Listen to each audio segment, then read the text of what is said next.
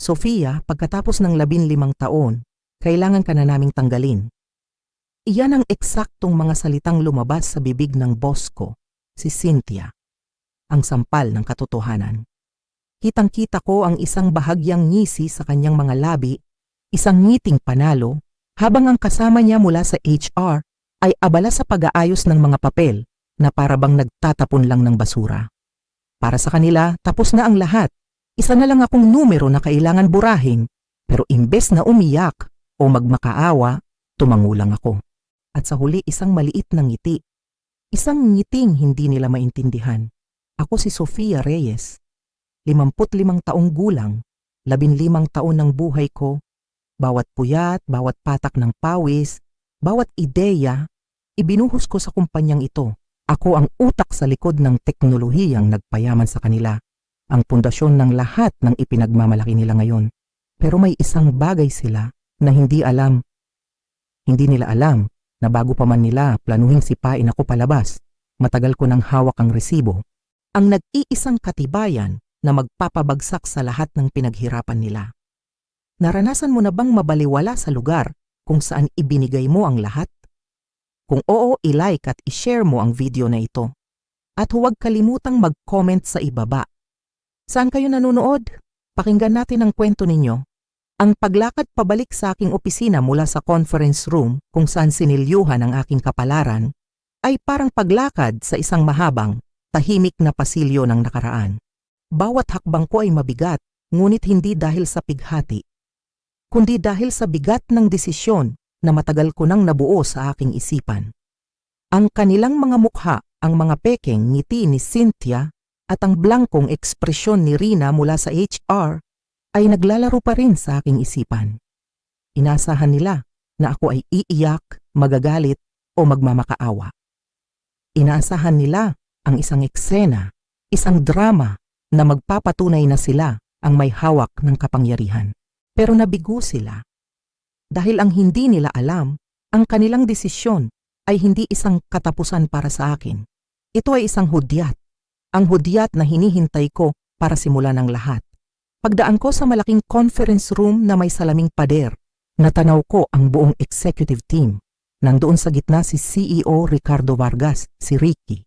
Puno ng kumpiyansa, iwinawasiwas niya ang kanyang mga kamay sa harap ng isang PowerPoint presentation na may titulong Q3 Revenue Projections. Si Ricky. Ang parehong tao na tumayo sa entablado ng National Technology Conference noong isang taon, ipinagmamalaki ang kanyang tagumpay at tinukoy ako ang tunay na lumikha ng algorithm na iyon bilang isa lamang sa mga miyembro ng aming research team. Isang anino sa likod ng kanyang ningning. Sa sandaling iyon, habang pinagmamasdan ko siya mula sa malayo, walang galit na namuo sa aking dibdib. Tanging isang malamig at matatag na determinasyon. Tapos na ang pagiging anino. Pagsara ko ng pinto ng aking opisina, ang pamilyar na espasyo kung saan ako gumugol ng 15 taon ay biglang naging banyaga. Dito ko binuo ang mga ideya, pinagpuyatan ng mga problema at ipinagdiwang ang maliliit na tagumpay kasama ang aking team. Ngayon, ito na ang huling pagkakataon na uupuan ko ang silyang ito bilang isang empleyado ng Innovatech. Kinuha ko ang aking personal na telepono, binuksan ang isang message thread at nagtipa ng isang maikling mensahe. Nangyari na. Biyernes ang huli kong araw. Iyon lang. Walang dagdag na salita, walang emosyon. Ang tugon ay dumating halos kaagad. Perpektong tiempo, handa na ang mga kontrata, mag-dinner tayo mamaya para i-finalize ang mga detalye. Isang maliit na ngiti ang sumilay sa aking mga labi. Ang kalendaryo sa aking mesa ay nagpapakita na Miyerkules ngayon. Mayroon akong 2 araw. 2 araw para tapusin ang lahat ng maayos, ng propesyonal. Pagkatapos noon sa Biyernes, lalabas ako sa mga pintong iyon sa huling pagkakataon. At sa Lunes, magsisimula ang totoong pagbabago. Ang ugat ng lahat ng ito ay nagsimula ilang linggo na ang nakalipas. Isang aksidente, isang email na hindi sinasadyang na-forward sa akin. Ang subject line, Project Phoenix, Restructuring Timeline. Sa loob isang mahabang usapan, sa pagitan ng mga executive, kasama na si Cynthia at si Ricky. Nakadetalye doon ang plano nilang i-streamline ang research division. At sa ilalim ng lahat ng corporate jargon, malinaw ang kanilang layunin. Tanggalin ang mga legacy employees, partikular na ako, at palitan ng mga mas bata, mas murang mga empleyado. Ngunit ang pinakamasakit na bahagi ay ang isang talata na tumatalakay sa intellectual property. Malinaw na nakasulat ang plano nilang i-secure ang patent para sa aking distributed processing algorithm pagkatapos ng aking pag-alis, para maklaim ito bilang company-developed technology ng walang partikular na inventor. Walang hiya. Sila ay mga magnanakaw na nakasuot ng mamahaling damit. Sa sandaling nabasa ko iyon, hindi ako umiyak. Ang naramdaman ko ay isang kakaibang kalinawan. Biglang nagkaroon ng saysay ang lahat. Ang mga papuri na hindi dumating. Ang mga bonus na laging mas maliit kaysa sa inaasahan. Ang pag-ako ni Ricky sa aking trabaho. Hindi ito kapabayaan. Ito ay isang kalkuladong plano. At sa araw na iyon, gumawa ako ng sarili kong plano.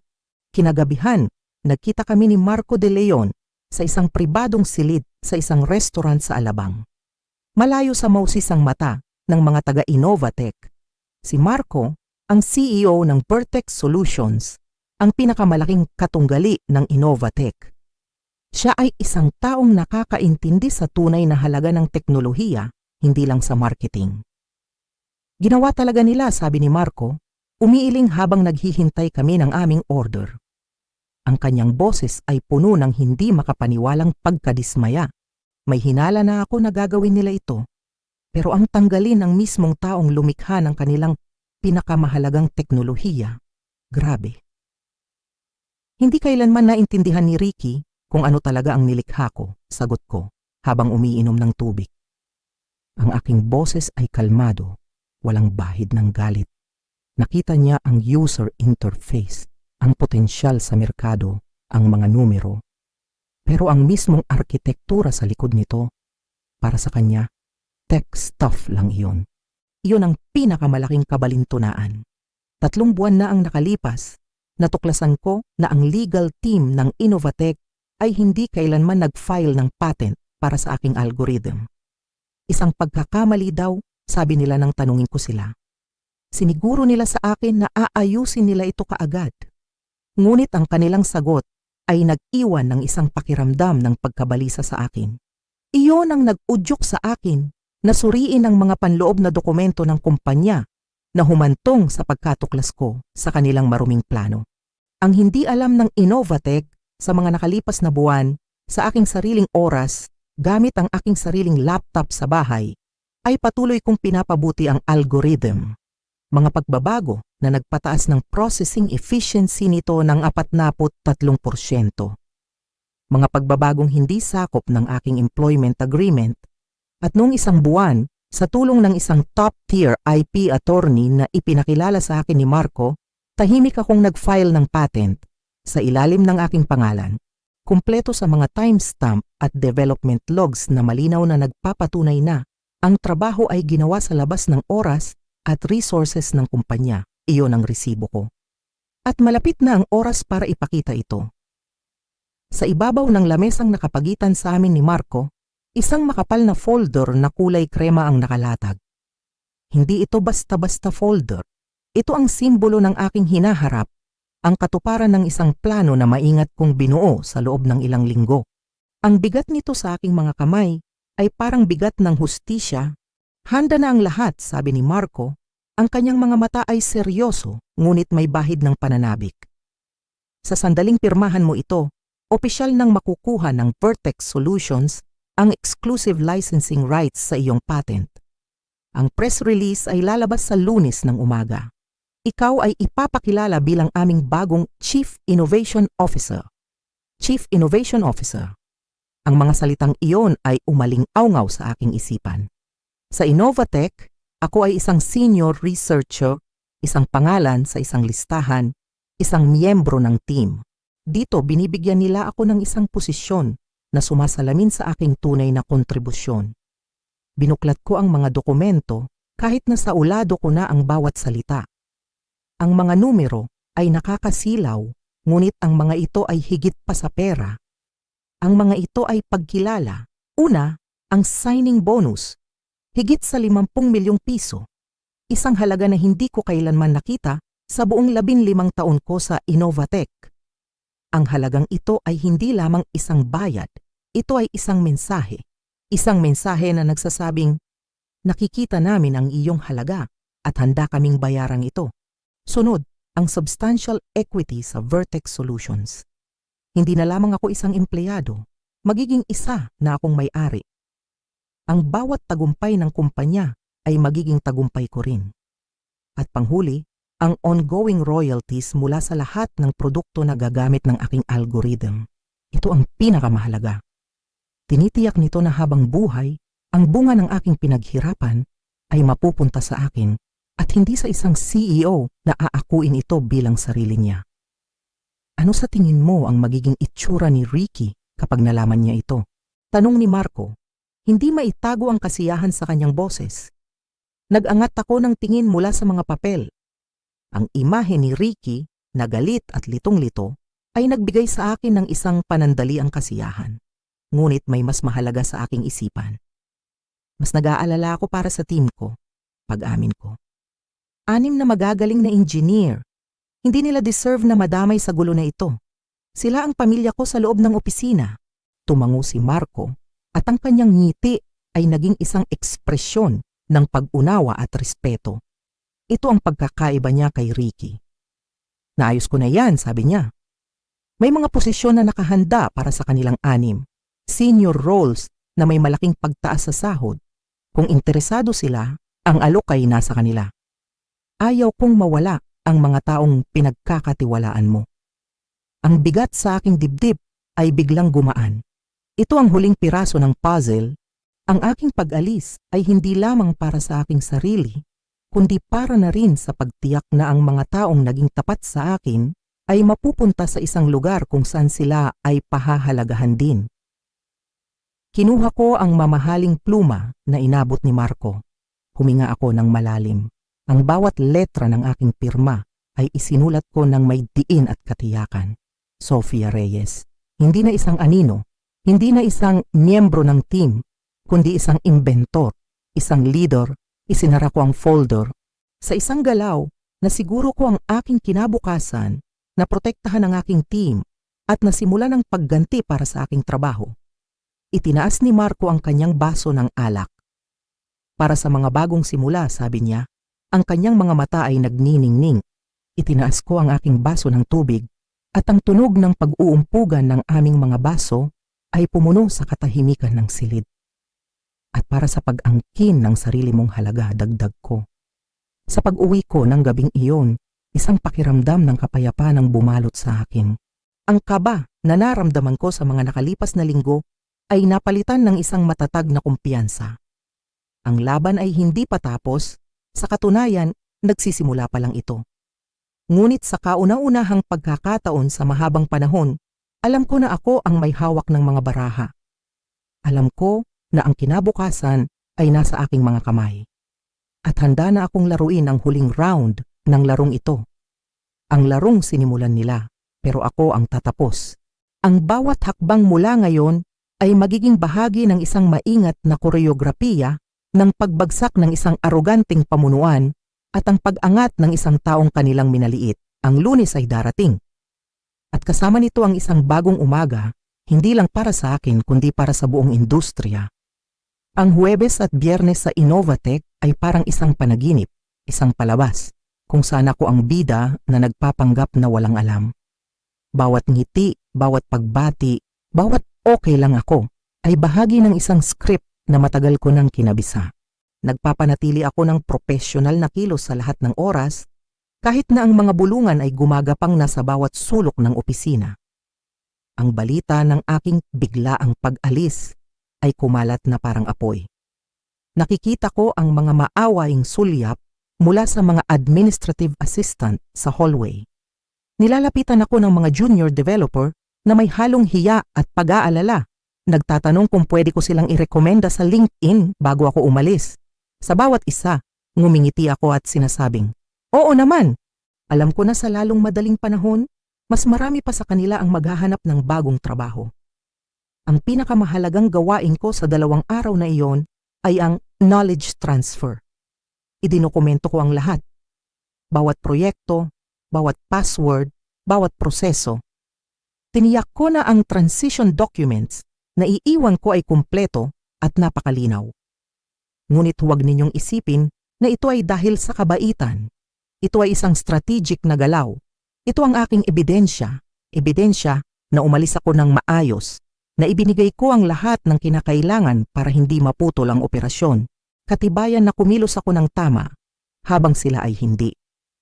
Sa oras na sumabog ang lahat, walang sinuman ang makakapagsabi na ako ay nagpabaya o nagsabotahe.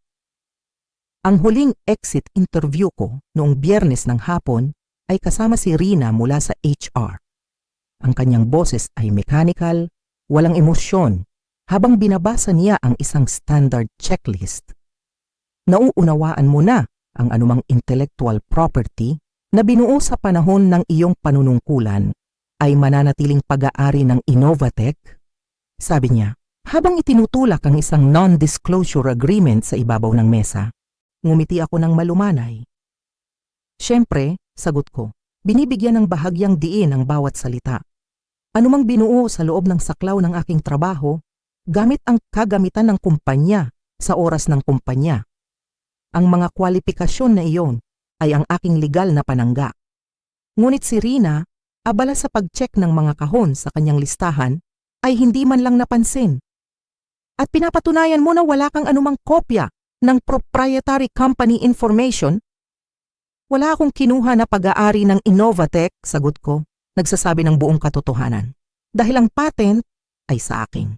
Habang inililigpit ko ang mga personal na gamit sa aking desk, isang kahon na puno ng 15 taon ng alaala, mga litrato ng pamilya, isang koleksyon ng mga conference badge, ang mug na may nakasulat na World's Best Mentor, na regalo mula sa aking team noong Pasko. Biglang sumulpot si Cynthia sa may pintuan. Sumandal siya doon na may peking kaswal ng ngiti. Gusto ko lang i-check kung maayos na ang lahat para sa pag-alis mo, sabi niya. Ang kanyang mga mata ay nagmamasid habang maingat kong inilalagay ang mga gamit sa karton. Malinaw na malinaw, sagot ko. Binalot ko sa tissue paper ang isang maliit na award na natanggap ko para sa mismong algorithm na sentro ng lahat ng ito. Ang kabalintunaan ay hindi nawala sa akin. Alam mo, Sofia, ang mga desisyon sa restructuring na ito, hindi personal, pagpapatuloy niya, na para bang sinusubukan niyang kumbinsihin ang sarili niya. Nararamdaman ni Ricky na kailangan ng kumpanya na gumalaw sa isang direksyon na mas bata. Ang mga salitang iyon ay tumusok, ngunit hindi ko ipinahalata. Nag-angat ako ng tingin at sinalubong ang kanyang mga mata. Lubos kong naiintindihan, sabi ko. Ang aking boses ay kalmado ngunit may lamig. Business is business.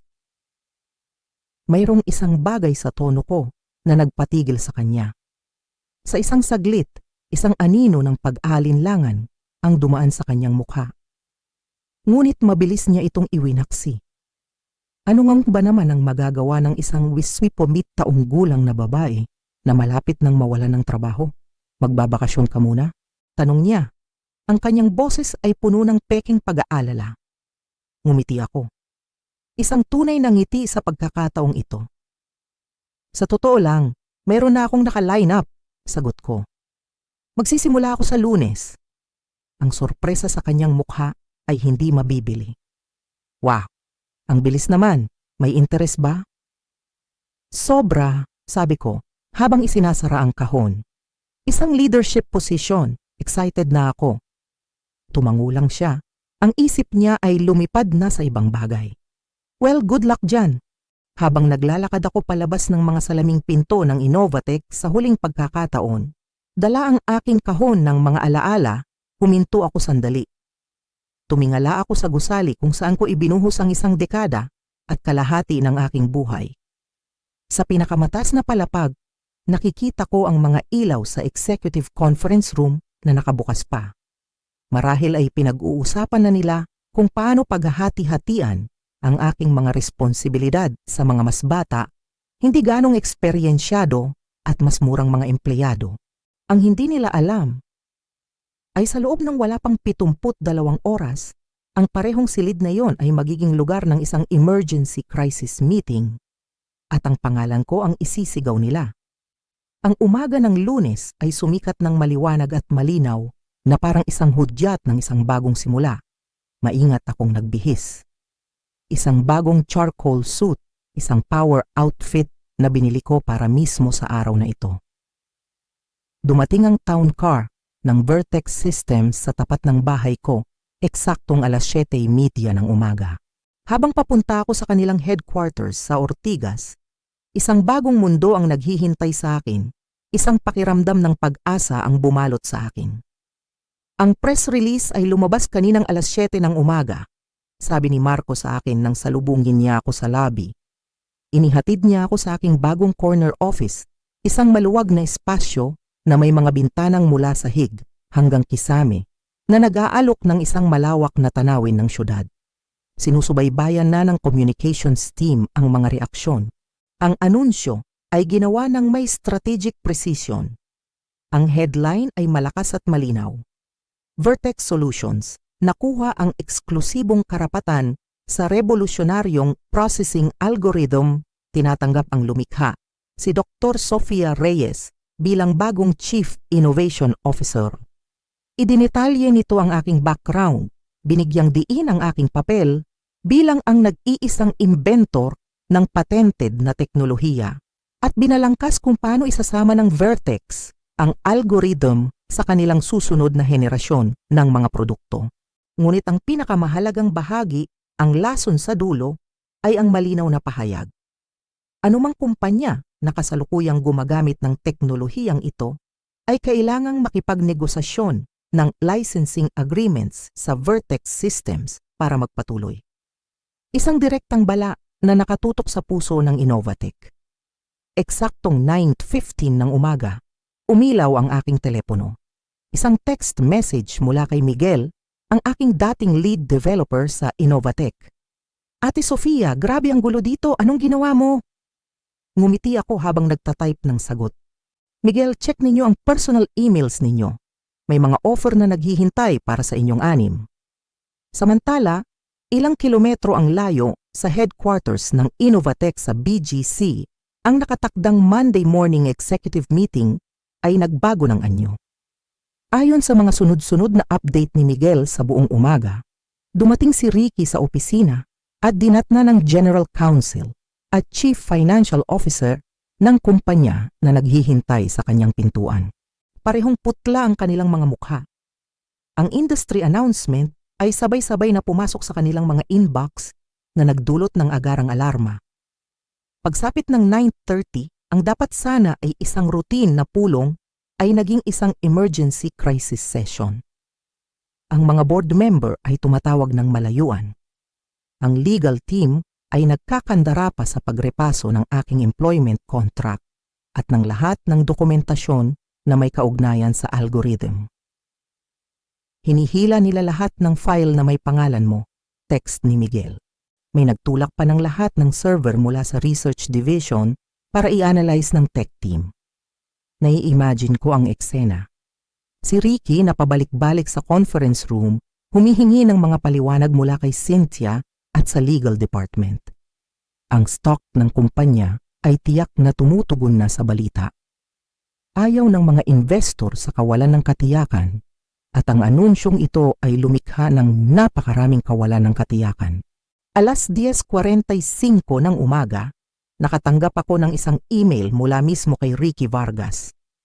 Ang desperasyon ay halos umaapaw mula sa aking screen. Sofia, mukhang mayroong hindi pagkakaunawaan. Pakiusap, tawagan mo ako sa lalong madaling panahon para pag-usapan ito. Hindi ako sumagot.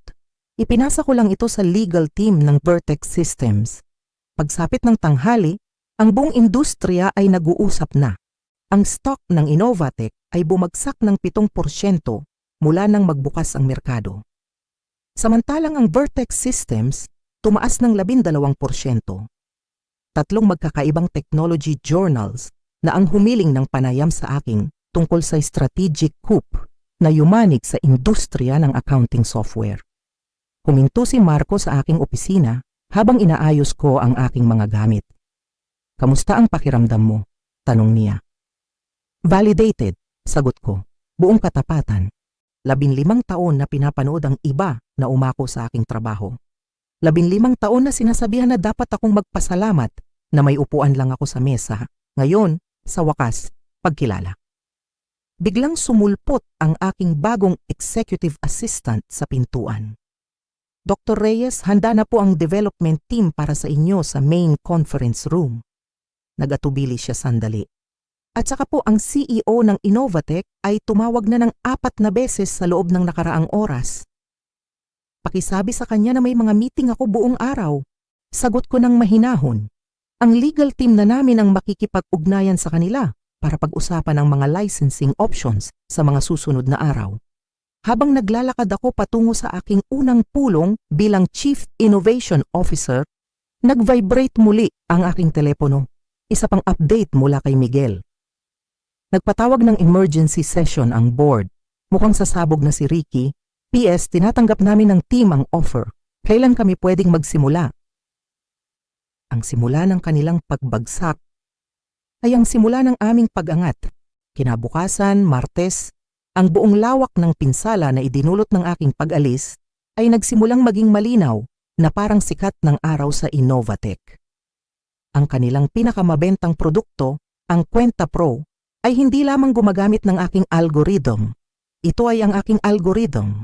Ito ang puso at kaluluwa ng software na nagbibigay sa kanila ng lamang laban sa mga kakumpetensya. Kung wala ang karapatang gamitin ang aking patent, ang kanilang flagship product ay magiging isang mamahaling kahon na walang silbi.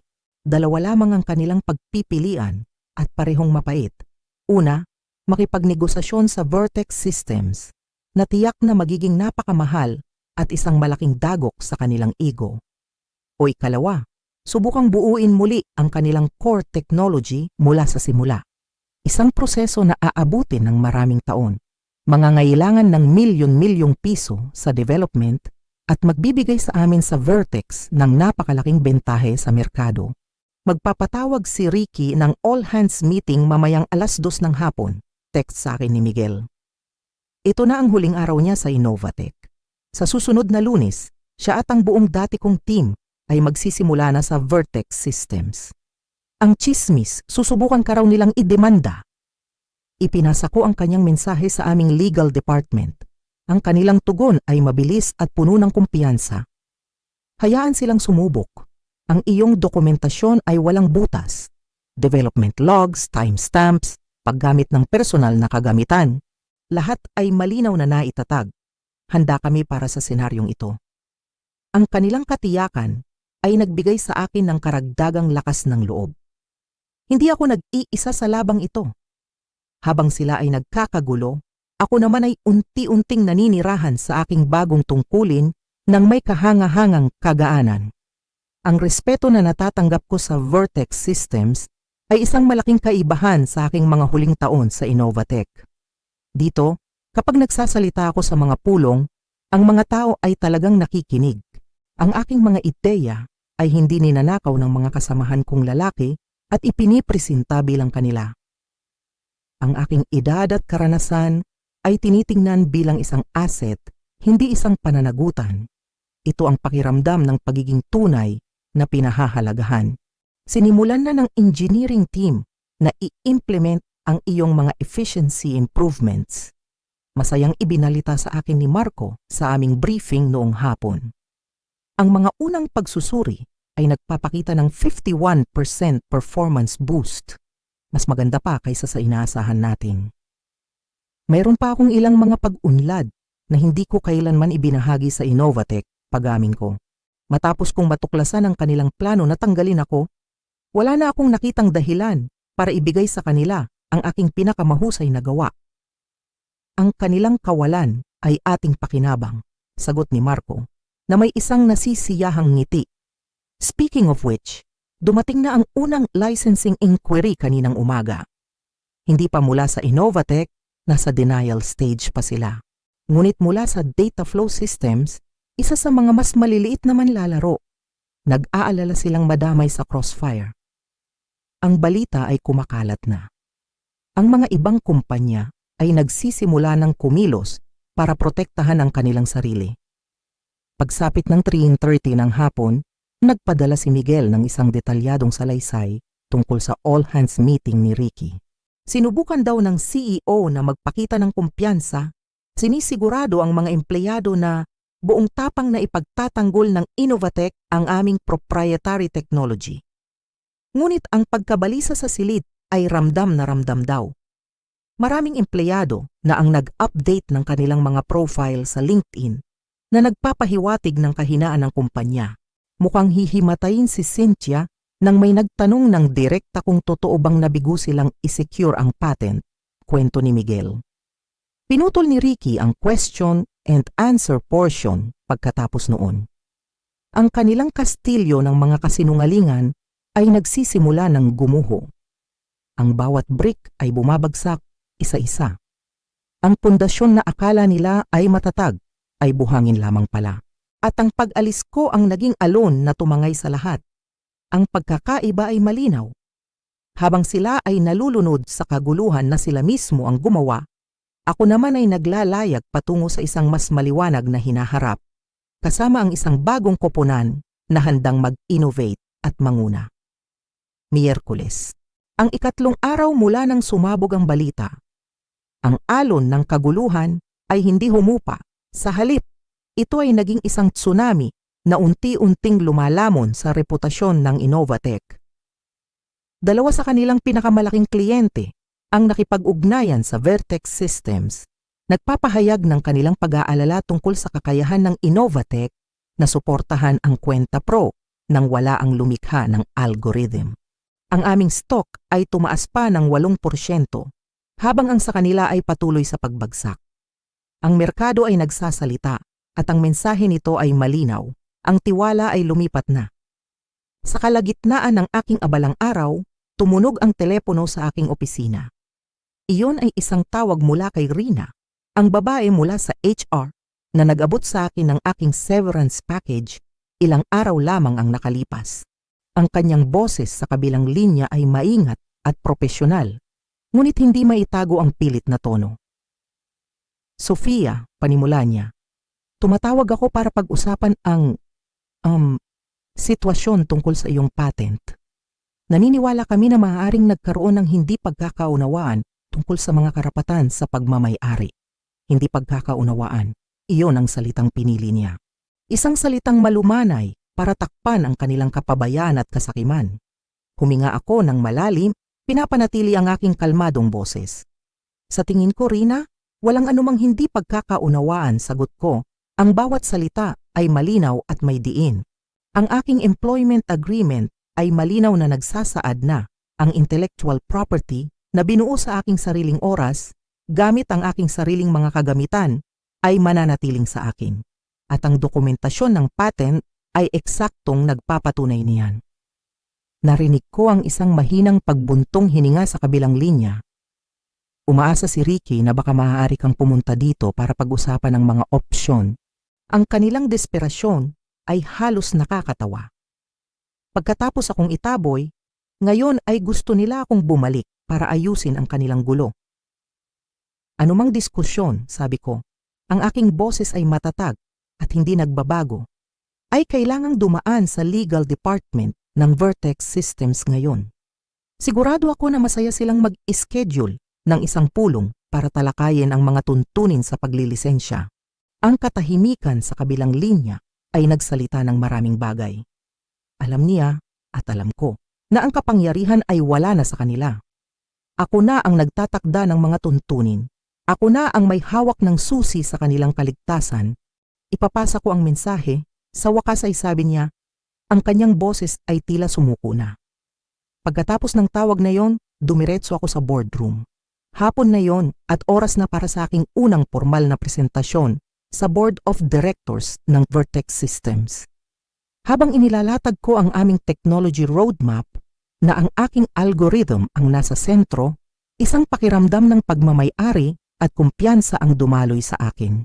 Nakatayo ako sa unahan ng mesa, hindi nakatago sa likuran tulad ng dati sa Innovatec. Ang bawat miyembro ng board ay nakikinig ng mabuti, nagtatanong ng mga matatalinong tanong, nagpapakita ng tunay na interes. Nahuli ko ang pagtango ng pag-apruba ni Marco mula sa kanyang upuan. Sa silid na ito, ako ay isang asset, ako ay isang leader. Hindi ako isang gastos na kailangang putulin. Hindi ako isang legacy employee na kailangang palitan. Ang tawag mula kay Rina ay hindi lamang isang pagtatangka sa negosasyon. Ito ay isang simbolo. Ito ang huling paghinga ng kanilang arogansya, ang pag-amin ng kanilang pagkatalo, kahit na hindi nila ito masabi ng direkta. Alam na nila ngayon kung gaano kalaki ang kanilang pagkakamali. At ang pagtanggi ko na makipag-usap sa kanila ng personal ay ang aking paraan ng pagsasabi. Tapos na ang panahon na maaari ninyo akong maliitin. Ang bagong kabanata ay nagsimula na at sa kabanatang ito, hindi ako ang biktima. Ako ang nagtatakda ng kwento, Biyernes. Eksaktong isang linggo mula nang lisanin ko ang Innovatec. Ang isang linggo na iyon ay parang isang buong buhay. Ang kumpanyang dating tinitingala bilang isang higante sa industriya ay nasa gitna na ngayon ng isang full-blown crisis mode. Ang kanilang stock ay bumagsak ng kabuuang 23% mula noong Lunes, isang pagkalugi na nagkakahalaga ng bilyon-bilyong piso. Ang mga malalaking investor ay sunod-sunod na tumatawag, humihingi ng mga kasagutan. Ang mga industry analyst na dati ay pumupuri sa kanila ay naglalathala na ngayon ng mga artikulo na may mga pamagat tulad ng mabubuhay pa ba ang Innovatec sa krisis ng algorithm? At paano nawasak ng isang estratehikong pagkakamali ang isang tech giant? Sa pamamagitan ng aking mga kontak sa industriya, nalaman ko na sa wakas ay inamin na ni Ricky sa board ang kabigatan ng sitwasyon. Ang Innovatec ay kailangang mamili. Either ilisensya ang aking algorithm mula sa Vertex Systems sa isang presyo na tiyak na wawasak sa kanilang kita o simulan ang isang kumpletong muling pagtatayo ng Kwenta Pro nang hindi ginagamit ang anumang teknolohiya na sakop ng aking patent. Parehong daan ay patungo sa kapahamakan. Nagsimula na silang mag-interview para sa isang bagong development team, imporma sa akin ni Miguel sa aming video call noong Biyernes. Tinatalakay namin ang kanyang paglipat sa Vertex sa susunod na linggo. Sinasabi ni Ricky na kaya nilang i-recreate ang functionality sa loob ng 6 na buwan. Hindi ko napigilang matawa. Ang orihinal na algorithm ay inabot sa akin ng 3 taon para i-perfect at iyon ay may malalim na kaalaman sa problema. Eksakto, sang-ayon ni Miguel. Walang naniniwala sa timeline na yon, lalo na pagkatapos mag-post ang buong team mo ng kanilang resignation letter ng sabay-sabay. Ang knowledge drain ay napakalaki. Hapon na yon sa wakas, ang mga abogado ng Innovatec ay opisyal na nakipag-ugnayan sa Vertex Systems upang simulan ang isang dialogo tungkol sa mga posibleng kasunduan sa paglilisensya.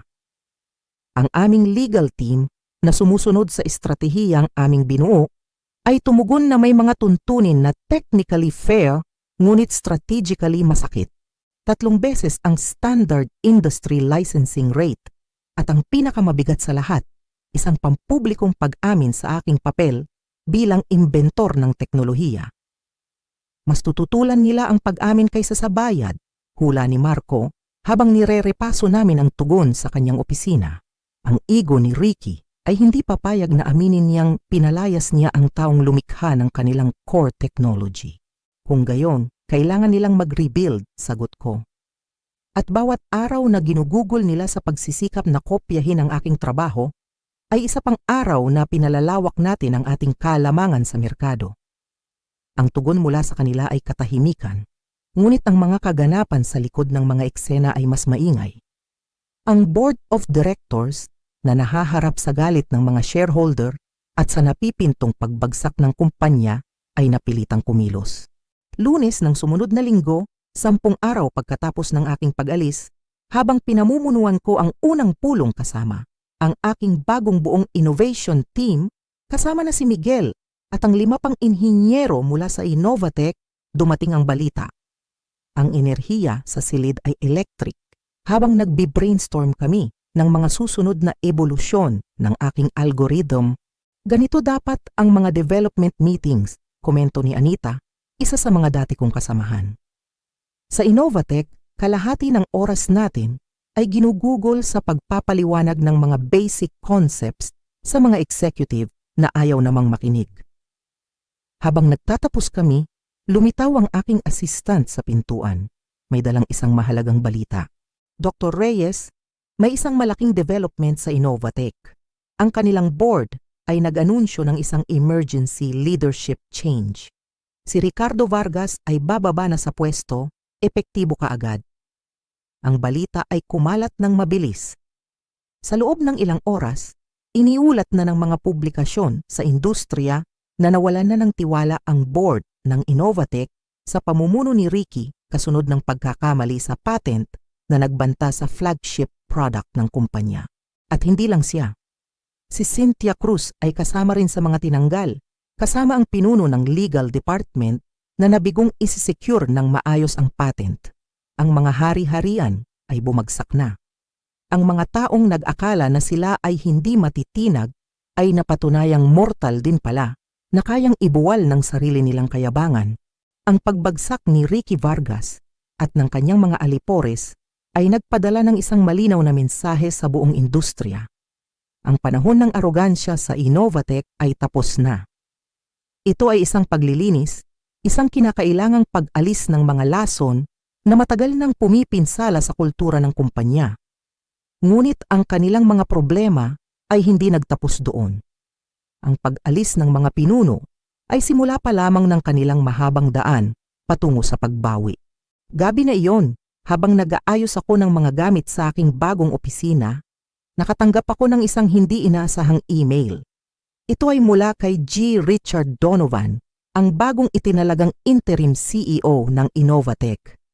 Hindi tulad ng desperadong mensahe ni Ricky noong nakaraang linggo, ang email na ito ay direkta, professional at puno ng respeto. Dr. Reyes, binabati kita sa iyong bagong posisyon. Ako ay dinala upang tulungan ang Innovatech na malampasan ang kasalukuyang sitwasyon. Nais kong talakayin ang isang patas na kasunduan sa paglilisensya para sa iyong patented na teknolohiya. Handa kaming kilalanin sa publiko ang iyong mga kontribusyon at gumawa ng nararapat na pag-aayos para sa mga pagkukulang ng nakaraang pamunuan. Maaari ka bang makipagkita sa susunod na linggo? Binasa ko ang email ng 2 beses. Ang tono ay ibang-iba. Wala na ang pagmamataas, wala na ang pag-iwas sa katotohanan. Ito ay isang direktang pag-amin ng kanilang pagkakamali at isang tunay na alok para magsimula muli. Ngunit ang mga tuntunin ng laro ay nagbago na.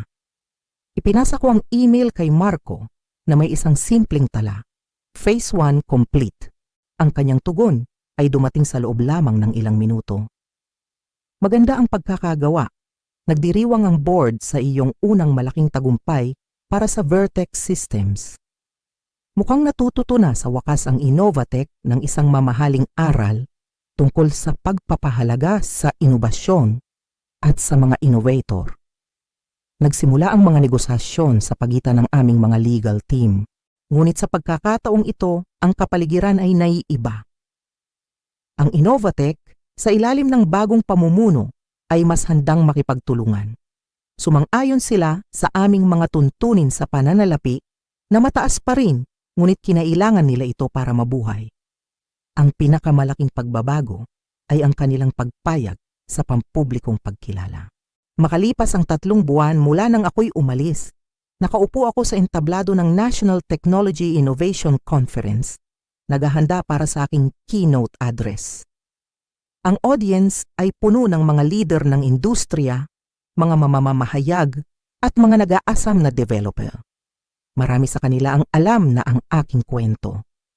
At ngayon, ikinagagalak kong ipakilala ang ating keynote speaker, anunsyo ng conference organizer, si Dr. Sofia Reyes, Chief Innovation Officer sa Vertex Systems at ang lumikha ng distributed processing algorithm na nagpabago sa data handling sa maraming industriya. Ang palakpakan ay malakas at matagal habang papalapit ako sa podium. Napakalaki ng pinagbago sa loob lamang ng ilang buwan. Noong isang taon, dumalo ako sa parehong kumperensyang ito bilang bahagi ng delegasyon ng Innovatech. Nakaupo sa likuran habang si Ricky ang nagbibigay ng presentasyon tungkol sa kanyang mga inobasyon. Salamat, panimula ko, habang tinitingnan ang mga mukha sa aking harapan. Ngayon nais kong pag-usapan ang tungkol sa inobasyon, pagmamay-ari, at ang kahalagahan ng tamang pagpapahalaga sa mga kontribusyon ng isip saan man ito nagmula. Ang aking presentasyon ay hindi lamang teknikal. Tinalakay ko rin ng mas malawak na isyu ng pagkilala at respeto sa sektor ng teknolohiya. Nang hindi direktang binabanggit ang Innovatech, binigyang diin ko ang kahalagahan para sa mga kumpanya na protektahan ang kanilang mga innovator sa halip na ituring silang mga mapapalitang mapagkukunan. Isang bagong kaayusan ang nabubuo. Isang kaayusan kung saan ang halaga ay hindi lamang sinusukat sa kita, kundi sa integridad at paggalang. At sa bagong kaayusang ito, ako, kasama ang aking kwento, ay nasa sentro, eksaktong isang taon. Isang taon mula sa araw na sinabihan akong ligpitin ang aking mga gamit at lisanin ang lugar na tinuring kong pangalawang tahanan. Ngayon, nakaupo ako sa aking maluwag na opisina sa Vertex Systems, pinagmamasdan ang parehong syudad mula sa ibang perspektibo. Mas mataas, mas malinaw. Sa aking mesa, hindi na mga exit document ang nakalatag, kundi isang quarterly innovation report. Sa ilalim ng aking pamumuno, ang kumpanya ay naglabas ng 3 bagong produkto, lahat ay binuo sa pundasyon ng aking algorithm. Nakakuha kami ng malaking bahagi ng merkado mula sa Innovatech at iba pang mga kakumpetensya. Isang katok sa pinto ang pumutol sa aking pag-iisip. Pumasok si Marco, may dalang isang bote ng champagne at 2 baso. Happy anniversary, sabi niya, habang inilalapag ang mga baso sa aking mesa. Ang kanyang ngiti ay abot tenga. Pinakiusapan ako ng board na personal na ibahagi sa iyo ang balita bago ito ilabas sa publiko. Opisyal nang nalampasan ng Vertex Systems ang Innovatech sa market valuation. Sa kauna-unahang pagkakataon sa kasaysayan ng kumpanya, ngumiti ako. Ngunit ang naramdaman ko ay hindi paghihiganti. Hindi isang matamis na tagumpay laban sa isang kaaway, kundi isang tahimik na kasiyahan. Isang pakiramdam na sa wakas, ang mga bagay ay nasa tamang lugar na. Iyan ang nangyayari kapag pinapahalagahan mo ng tama ang inobasyon, sabi ko. Habang nagsasalin si Marco ng champagne, iniabot ng aking assistant ang isang makintab na sobre. Sa loob isang imbitasyon para magsalita sa taunang Leadership Summit ng Women in Technology.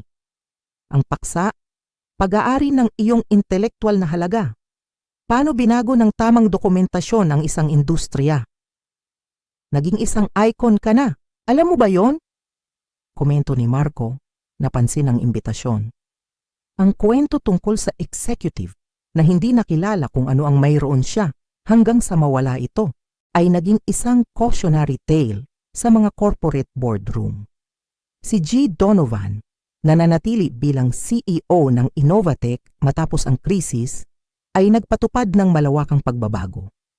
Ang kanilang mga bagong patakaran sa proteksyon ng intellectual property at pagkilala sa mga imbento ay sinasabing hinango mula sa programang itinatag ko sa Vertex Systems. Sa isang paraan, ang aking pag-alis ay naging isang masakit ngunit kinakailangang aral para sa kanila. Itinaas ko ang aking baso. Hindi ito kailanman tungkol sa paghihiganti, sabi ko. Ito ay tungkol sa pagkilala, tungkol sa pagpapakita sa industriya na ang inobasyon ay hindi anonymous. Ito ay nagmumula sa mga totoong tao na karapat-dapat sa tunay na kredito. Para sa tamang pagkilala, sang-ayon ni Marco, habang nag-uumpuga ng aming mga baso, habang ang sikat ng araw sa hapon ay tumatagos sa mga bintana ng aking opisina, nagnilay-nilay ako sa aking paglalakbay. Sa edad na 56, sa wakas ay natagpuan ko ang bagay na mahilap sa akin sa buong karera ko. Hindi lamang tagumpay, kundi pagkilala.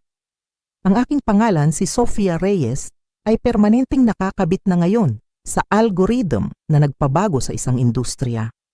eksakto kung saan ito nararapat. Ang aking pamana ay hindi na isang footnote sa kwento ng ibang tao.